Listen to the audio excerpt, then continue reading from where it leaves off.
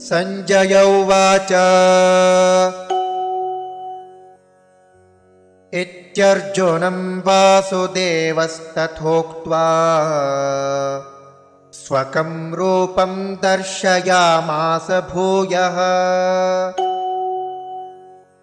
आश्वासयामास च भीतमेनम्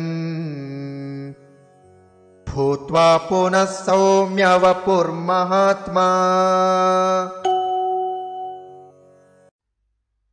संजयः उवाच इति अर्जुनं वासुदेवः तथा उक्त्वा स्वकं रूपं दर्शयामास भूयः आश्वासयामास च भीतम् एनं भूत्वा पुनः सौम्य वपुः महात्मा।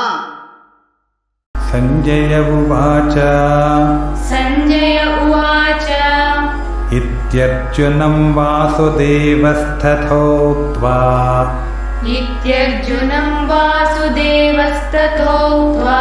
स्वकं रूपं दर्शयामास भूयः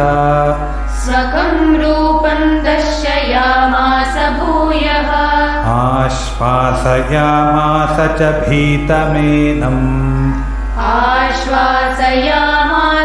भीतमेनम् भूत्वा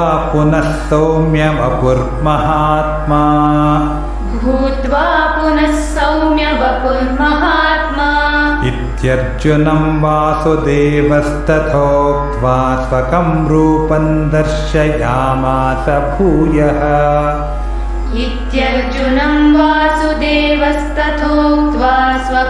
रूपं दर्शयामास भूयः